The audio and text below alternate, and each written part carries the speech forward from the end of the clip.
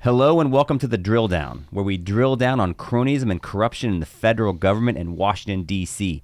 In for Peter Schweitzer once again is me, Eric Eggers, alongside Seamus Bruner, the Director of Research here at the Government Accountability Institute. And we are here today to continue to document and talk about the latest developments in this emerging Justice Department scandal. We've seen testimony from FBI Director Chris Wray this past week, and he was, I think, thoroughly vetted by the House Oversight Republicans. And we also have a new report from Jim Jordan, who's been investigating specifically how the federal government, certain aspects of it, have been weaponized under the Biden administration.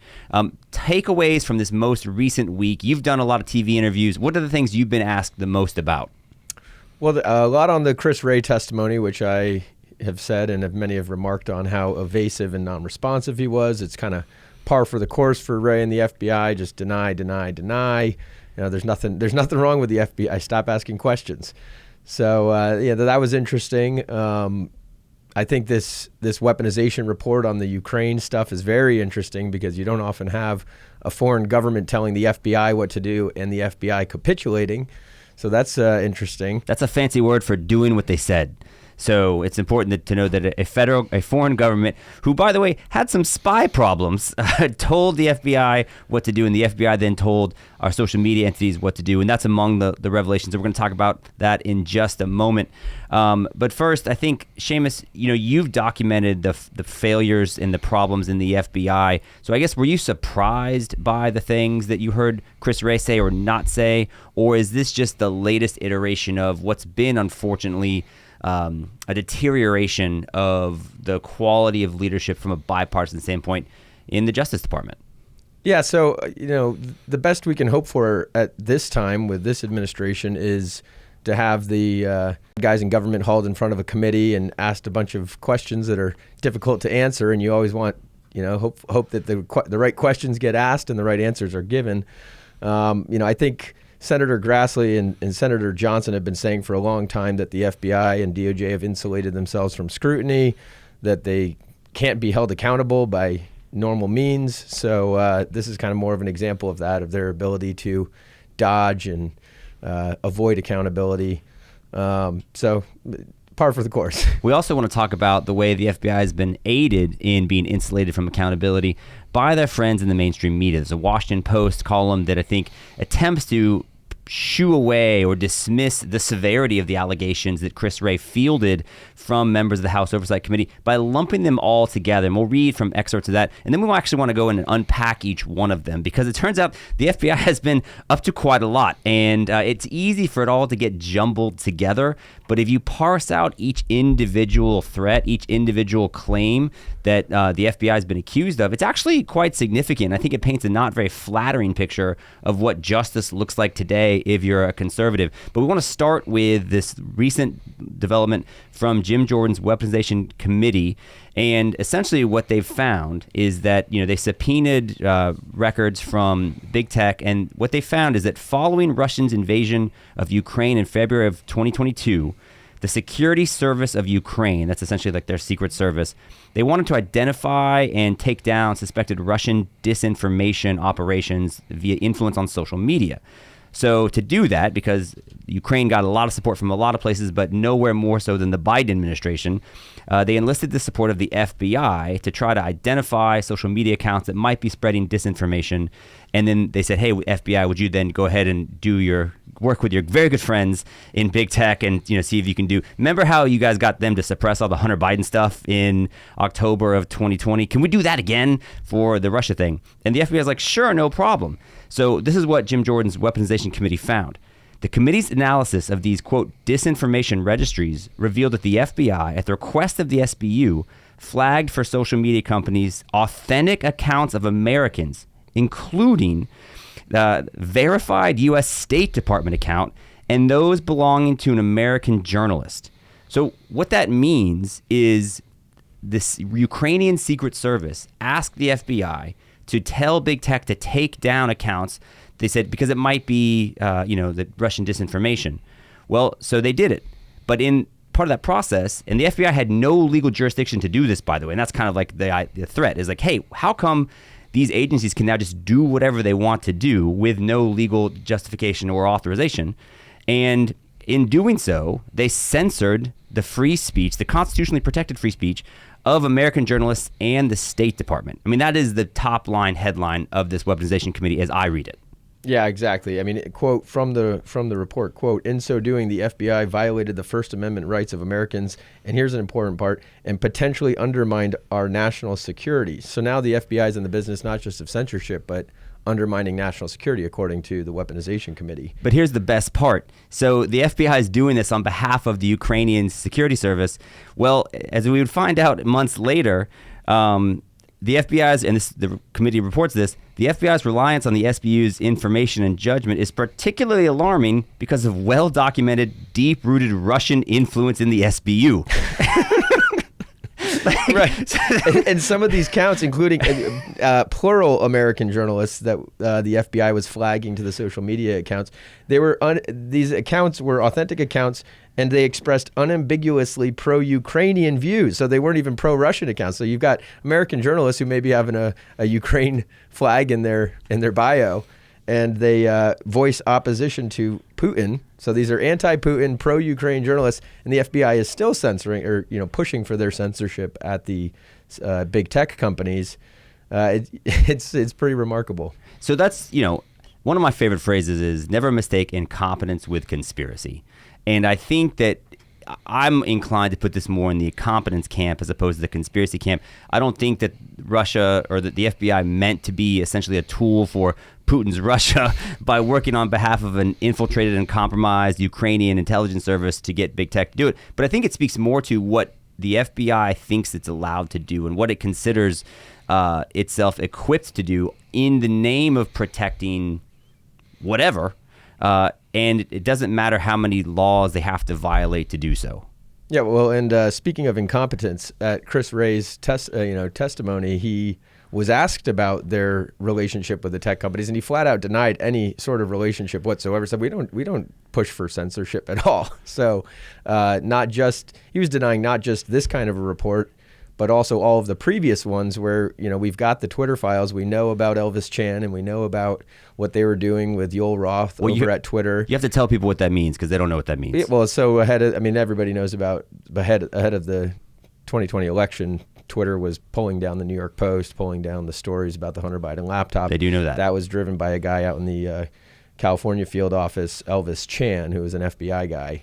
And he was at meetings, regularly meeting with Yoel Roth, the guy head of Twitter safety. So there is direct collusion. We've got the documents, we've got the emails to prove it. And Chris Wray, just this past week, goes in front of Congress and says, "We've never done that. I don't know anything about that." There's also so either he didn't know anything about it, or he's corrupt. I guess to your point of incompetence, maybe he truly didn't. There's also a particular irony in, if we kind of go back to, and we've talked about this before, and it's one of my favorite sort of developments, and this is a real thing that happened, but the FBI essentially working unwittingly, maybe, if we want to be charitable about it, on behalf of the Clinton campaign in opening up an investigation to the idea that the Trump campaign was colluding with Russia, which was based on misinformation the Clintons fabricated only to combat their very real political vulnerability that they were actually susceptible to Putin because of their involvement in the Uranium One deal, right? So that the Clintons do this investigation, they do this research, they say, hey, partly because of the work that we have been a part of at Government Accountability Institute, and we documented their relationship with Russia, Vladimir Putin paid Bill Clinton to give a speech and profited off of acquiring U.S. uranium assets. At the same time, people were donating lots of money to the Clinton Foundation. This was a real thing. We talked about it. They realized that the Clintons did. This was a political vulnerability for them. So they said, how do we beat this? I know. Let's say that Donald Trump is a Russian asset. And so they created, the Steele dossier, and then that thing helped the FBI launch Operation Crossfire Hurricane. So it's funny that the FBI would once again now, in the name of doing something to help Ukraine against Russia, also unwittingly be helping Russia because the Ukrainian intelligence service had been infiltrated by Russian assets. Yeah, it's deeply ironic. And moving forward to 2020, you've got Joe Biden explicitly saying you're not getting $1 billion unless you do this thing that helps my family, in the form of Hunter Biden working for the Ukrainian gas company. And then Donald Trump is the one who's impeached for threatening to withhold aid. And the FBI, of course, knows about all of these things. And it's the DOJ. You've got this Leslie Wolf who's underneath David Weiss. She's blocking any sort of IRS involvement in blocking any trails that lead to Joe Biden.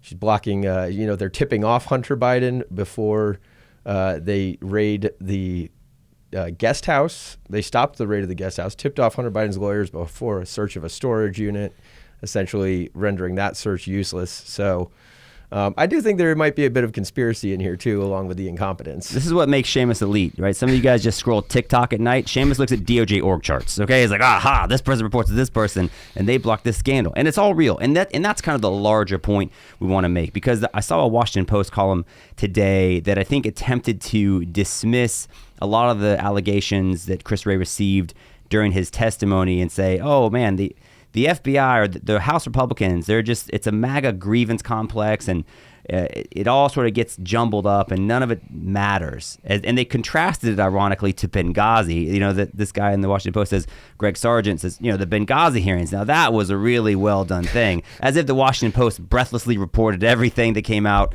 about Hillary Clinton during the Benghazi hearings in the Obama administration. But, they start this way, and the column starts with a name that's familiar to us, Stephen Bannon, a spiritual leader of the Trumpist right, infamously declared in 2018 the secret to political warfare was to flood the zone with beep. The idea being that was put a lot of stuff out there and that eventually some of it sticks. He says, but Representative Jim Jordan chaired a House Judiciary Committee hearing last week that purported to expose the FBI's weaponization against conservatives. But the GOP lawmakers have floated so many allegations and conspiracy theories that the spectacle devolved into a haphazard, scattered mess with no storylines developed in meaningful depth. So that's actually what we want to do today, is take those allegations that the GOP members threw at Chris Wray and actually just kind of pause and unpack them. Because, I have children, and it's one thing to walk into a child's room and you see lots of things on the floor. And it's like, man, that room is messy. And I think you would say the FBI right now is messy. But that's not actually the story. It's like, well, wait, how messy is it? And where did the mess come from? And if you take a moment and pick up each individual thing on the FBI's floor, you actually start to, they're poorly behaved. Not as bad as my kids, who are also terrible. But, the FBI's got some things to answer for. And so listen to the way the Washington Post attempts to present some of these things. And then we're going to take a moment and just say, well, wait a minute, what was that thing? And is it real or is it not real? So Greg Sargent writes, at last week's hearing, Republicans alleged that the FBI investigated conservative parents at school board meetings. That's entirely baseless, he says. Now, true or not true? Is it entirely baseless? Not at all. Not at all. Leaked document shows it's a serious scandal that they were investigating parents, for being radical and that they did not want their children to be learning some of this woke garbage that's flooding every school district across the country. And so that's a serious scandal. I think that even Christopher Wray has acknowledged that he's kind of aghast, I believe, at some of the stuff that's going on. So well, that's what I want to say. I was like, so I like how today it's like, oh no, it's a baseless allegation. The FBI investigated conservative parents. Well, hold on a second, because what happened is Merrick Garland wrote a memo in October of 2021 that created a federal task force to investigate threats against school boards. He did it on behalf of the National School Boards Association, which called on federal authorities to investigate threats. And in that letter, it referred to parents as potential, quote, domestic terrorists. Like that's a real thing. Like that's a real thing you can pull off of the FBI's floor and say, no. Like they did that. And then what happened as a result of that? House Republicans revealed that back in March of this year, the FBI opened 25 preliminary investigations based on tips to the National Threat Operations Center, and 6 of those probes actually went to the FBI's counterterrorism division. And one investigation, I think, even went further than that. So that sounds not baseless to me. No, exactly. And the type of people who are now defending the FBI, like this guy in the Washington Post, are the same kind of people who, for the past 20 years, would have seen things like what Snowden revealed and how these tools that were developed and used to go after terrorists after 9/11. It's just you can't be spying on people for being Muslim or what have you. Now the FBI, we haven't had a terror problem in quite some time, and so they've got all these tools. And the minute that they start to turn these tools that Washington Post writers would have decried a long time ago, they're now defending those tools. So it's kind of interesting. They're keeping these domestic spying programs. Now there's no terrorists coming in from overseas, so you got to find some domestic terrorists, and those would be, I guess, parents at school board meetings. Yeah, angry parents at school board meetings will work, So Sergeant continues that the Republicans have claimed that the FBI and Chris Wray, a registered Republican, has personally sicked the FBI and conservatives. They've claimed that the FBI has eagerly persecuted Trump, and they railed that the FBI plants inside of the January 6th attack. What do you think about those claims? Well, I found Chris Wray's testimony about January 6th kind of interesting. He said, he doesn't know how many agents might have been involved. He didn't seem. But the answer wasn't zero. It wasn't zero. But he tried to insinuate that it was. He's like, oh, I don't know about that. So.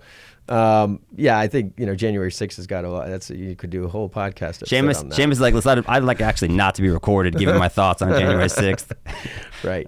So that's another baseless claim from the Washington Post. But I don't think the idea that they've persecuted Donald Trump is insane. I mean, we've talked about the fact that Donald Trump is currently facing, I think it's something like 400 years in prison and 37 criminal charges, not from the FBI per se, but I think it speaks to this culture of we're investigating and looking at what Donald Trump has been accused of. At the same time, Hunter Biden gets diversionary drug pleas and basically gets a slap on the wrist from a tax evasion standpoint. So I think persecuted might be a hard P word, but it's certainly I think it's fair to say that Donald Trump has faced more threats from law enforcement than any other previous presidential predecessor. Yeah, well, we're not quite at the it is happening and it's a good thing phase of denialism, but we're at the phase where it's still not happening. I guess Washington Post will go from no, that never happened, that's crazy, to maybe it's happening, to it is happening and it's a good thing. So then we get into the more serious stuff. I mean, what's more serious than the FBI potentially investigating angry parents at school board meetings?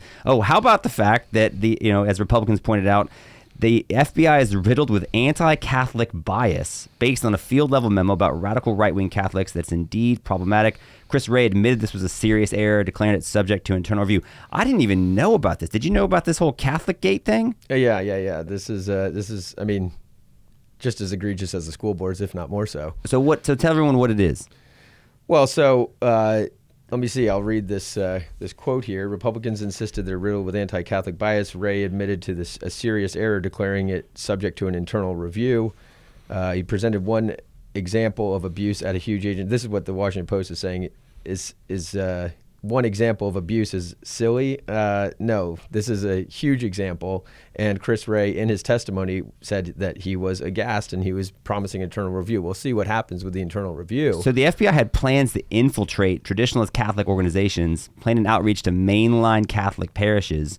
So to your point, if we're not faced with external threats, so the FBI is now sort of using their domestic surveillance capacity and maybe some extra time on their hands to do things like go after school board parents and Catholics. Right. They actually sent an undercover agent to attend a service of a Catholic church just to see if there was any sort of radical right-wing views, maybe being pro-life, for example. That's the kind of thing that apparently is radical nowadays. So then the Washington Post likes to fold in what I would consider to be the mainstream violations of trust on the American public on behalf of the FBI. The barrage of these allegations and others that the FBI is covering up President Biden's bribery. So think about that for a second. And you made a point, too, about the way that some of these scandals get unveiled and documented, because it's kind of like this slow drip process. And in doing so, we've heard about the idea that President Biden may have been bribed, or his family certainly has been bribed by officials from China, maybe Romania, maybe Ukraine and elsewhere. But because you hear about it so frequently, it tends to lose the sting or shock of the idea that foreign powers, in some cases in terms of China, hostile foreign powers, are attempting to curry influence on behalf of the United States by bribing the family of the president. I'm old enough to remember when that would be treated as a big deal. Right. And so instead it gets that's actually just old news. Right. Well, I would encourage listeners to go back and check out the podcast on Timothy Tebow, the former FBI guy who was totally rigging the investigations into Hunter Biden. He was trying to block Tony Bobulinski from being able to testify. They didn't want to know anything about what one of the Biden family's legitimate business partners who was making legitimate allegations against the Bidens. They didn't want to talk to him. I'm looking at half a dozen names here, maybe a dozen. You've got just two of the names that Gal Luft mentions. Joshua Wilson, he's a FBI agent. He was involved in the IRS whistleblower testimony. He is the one who signed the subpoena for the Hunter Biden laptop, which they promptly buried and didn't look into for a few years. Another guy Gal Luft mentions is a prosecutor at the Southern District, Daniel Richtenthal. One of the same prosecutor of Patrick Ho, he convinced a judge not to let Ho mention the Biden's name. So in addition to that, you've got Leslie Wolf, who the IRS whistleblower says obstructed Biden investigation. She didn't let them look into Joe Biden when they were looking into Hunter Biden. And they tipped, again, I mentioned earlier, they tipped off Biden's lawyers about a search of a storage unit, which, that search is now useless. And by their own reporting, Chairman Comer subpoenaed what's called an FD 1023, which would be a record of information from a confidential human source. And the FBI has not allowed the committee to look at the unredacted version of that. There's been some talk that they may, in fact, allow members of the committee to look at it in the FBI headquarters. But the point is, the FBI, the House committee is trying to get to the bottom of, wait a minute, it's like, how much have you, to your point, prevented agents whose job it is to pursue justice, to investigate wrongdoing, but except in the Bidens are involved. And we've now seen a handful of these issues. So, and then the Washington Post has reported on that. So I think it's sort of unfair that the Washington Post suggests that all this is just kind of like all this gobbledygook's being thrown up against the wall. No, they're all like real things, right? I mean, I think is there a lot there? Sure. Because there's a lot there. So I think it's silly to try to dismiss the severity of it because there's so much. It's like if a couple's arguing and she's like, and a wife is sort of detailing the numerous ways in which the husband's failing, and the husband's like, you're always on my case. Yeah. Speaking from experience. I mean, no comment. But the point would be that I think just because there's a litany of allegations doesn't mean the allegations are any less serious. But that appears to be the take that the Washington Post wants to take to help us dismiss, I think, the very real and hard questions that the FBI was faced with by members of the House Oversight Committee. Yeah, that's right. I mean, and the Washington Post has culpability in some of these FBI scandals, which they of course don't disclose or mention, like the fact that they were the ones receiving leaks back in the 2016 and 2020 elections, damaging leaks on one side that turned out to be false, and they were reporting them breathlessly, as you mentioned.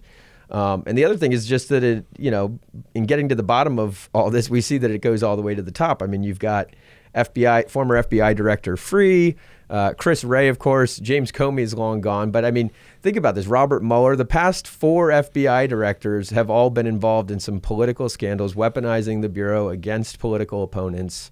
And, I think Americans are wondering, 80% of GOP voters think that the 2024 election is also going to have FBI nefarious involvement.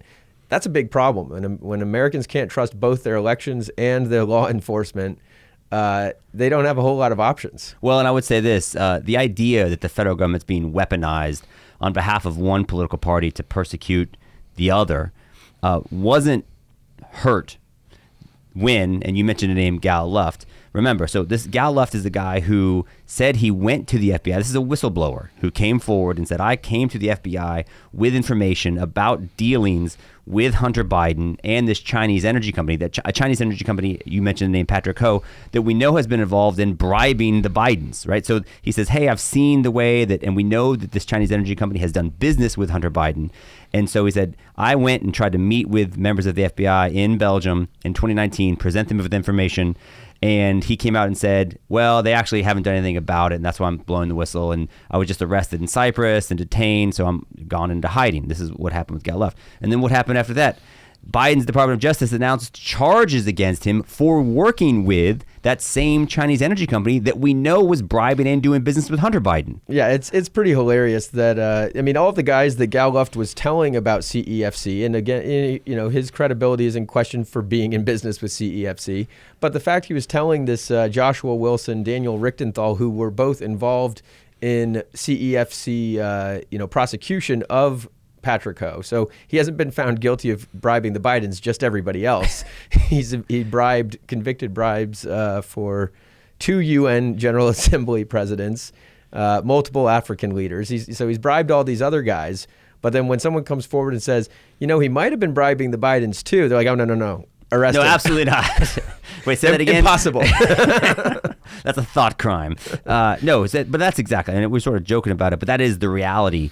And unfortunately, there's nothing funny about it. And so I know it's silly to think that we would expect the Washington Post to have an uncritical or objective take on House oversight, Republican House Oversight Committee hearings into the FBI. But I think I think it's telling that while the coverage of it is attempt to be dismissive because of the totality of allegations. It's like you have so much to say that none of it was developed in depth. That doesn't mean it's not worth being developed in depth. It just means that there's so much there, and because the mainstream media won't report on it, that it's up to members of the House Oversight Committee to give these issues a true hearing in a public forum. And I think that's what happened. That is my takeaway from what happened. The things that House Republicans mentioned in those hearings, both with Chris Wray and the report that they've done in the Weaponization Committee, deserve to be listened to. They deserve to be read, and they deserve to be followed up on rather than dismissed because there's so many of them. Yeah, that's absolutely true. And it shows the power the mainstream media has, that even when, you've got CBS News, you've got even the Washington Post have written stories about these scandals. They just kind of one-off stories. They don't promote it. It doesn't blast far and wide. But they do get that one story out there where they say, well, maybe the Hunter Biden laptop is, Israel.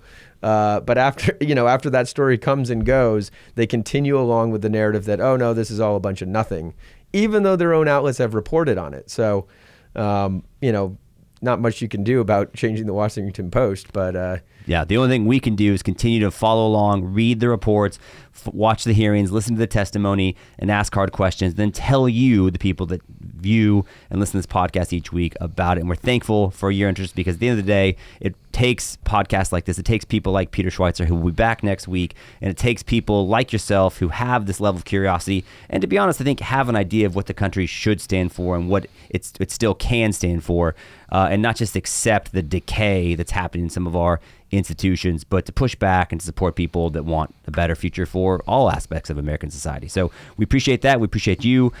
We promise to continue to try to earn your time each week by putting together a podcast with research that you won't get anywhere else. So for Seamus Bruner, I'm Eric Eggers, in for Peter Schweitzer, and we appreciate it very much. This is The Drill Down. You can find more episodes anywhere you get your podcast, or always visit thedrilldown.com. Thank you very much.